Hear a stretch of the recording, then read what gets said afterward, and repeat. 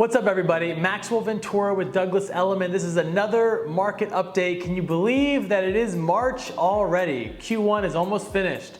Today we're going to be going through a total market overview. You know, here at the Discher Group, downtown, we like to place an emphasis on downtown, so we're going to cover 92101. We're going to talk a little bit about mortgage rates and cover what they've done recently. 2 to 4 units. We're going to go over active inventory in the small multifamily space. And then finally, I want to touch on the recently announced Seaport Village project coming right up.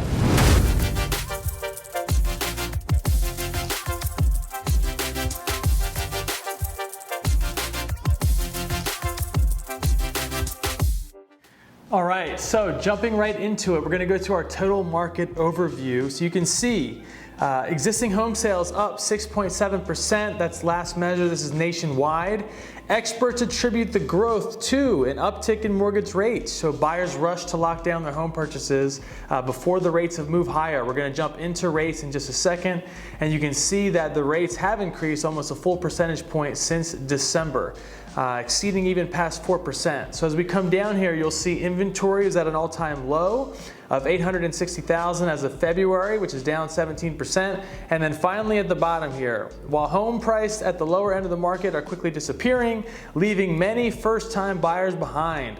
The shortage of homes is boosting demand even further. So this is an important conversation to have right now with first-time home buyers.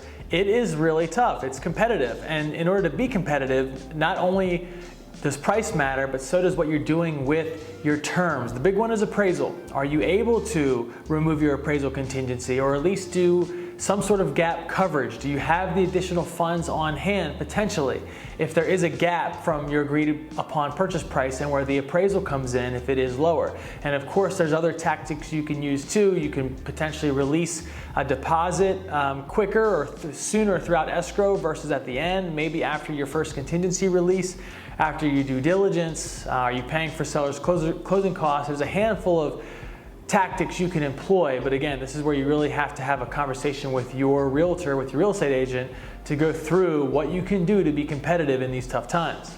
Moving along, as we go into our total market overview, you know I like to start down with the homes for sale. 1708, so this is actually a little bit more than what we were looking at last month. We were in the 1600s. Month supply of inventory still scarcely low at half of a month. And then as we scroll up here to the top, new listings, pendings, and closed sales. As we would expect with such less inventory, these are all going to be a little bit less, but the speed at which the market is moving is drastically more. So if we look at days on market and scroll over, you'll see 21 days as an average, which is scarcely low. That's only 3 weeks. And so coming up here, look at this, median sales price. This is the very first time that all-encompassing San Diego County, detached and attached, we're at 800,000. That's a first in San Diego County history. That is up 17.5%.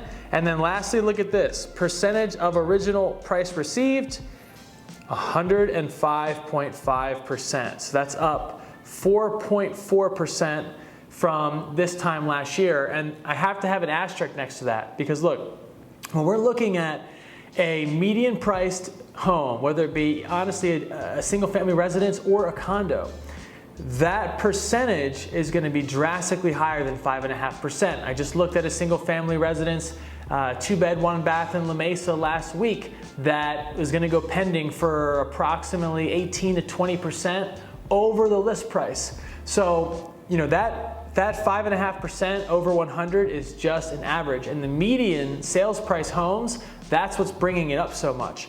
What brings it back down is when you have a multi-million-dollar home that was potentially overpriced to begin with, and it sits for a little while, and then they end up settling for a price that's maybe $500,000 under list, right? Let's say you have a $4 million property, it ends up selling for 3.5.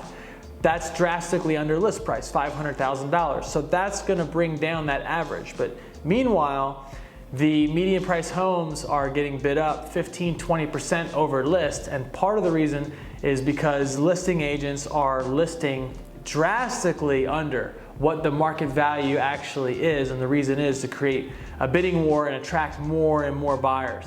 Okay, moving on. So now I just wanted to show you this same graph looking at detached homes only. We are approaching $1 million. You'll see that we're at 915,000 for single family residences. This is the detached market overview. And look at the affordability all the way down to 39. That's almost 20% less than what it was this time last year. And again, it's because of all of the job creation, the tech, the people moving from more expensive areas in the US, such as Seattle, the Pacific Northwest, the Bay Area, Boston, New York. It's a big reason for that affordability dropping so much. Now, as we look at 92101 downtown, we'll move on to the townhouses and condos. Now look at this, median sales price up $725, 16% in 1 year. Now these are where the numbers get drastic. You'll see days on market is down 75% from 51 days to 13 on average. That's not even 2 weeks. The inventory, right, look at that, down 2/3. And the month supply of inventory, again, almost 75% there. So downtown is really picking up in a big way, and I think people are finally realizing it. We've been saying it for a while. Again, because of all the development projects that are either ongoing or scheduled. They just announced Seaport, which I'm going to get into in just a minute here. People are finally starting to catch on that downtown is a great place to invest right now. Okay, now as we look into the mortgage history here, this is a 30-year fix from Fred, the St. Louis Fed economic data. So look back at January 2020. This is a little over 2 years ago now, 3.72, and then we reached the bottom a year later, which is almost a year ago, or a little over a year ago, January 2021, 2.65 was the national average. I was seeing all the way down in the low 2s on some of the VA products.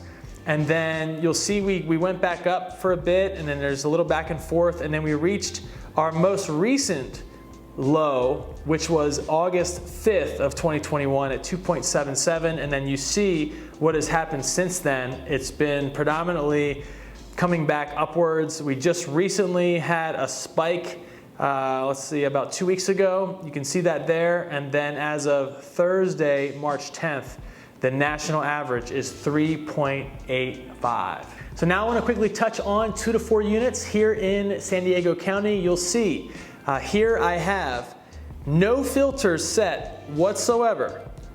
And so active on the market right now, look at that. There's only 106 2 to 4 units in all of San Diego County. And even some of these, when you go and hit search, are actually 5 units and above. The majority of them will be 2 to 4, but it's even lower than that number of 106.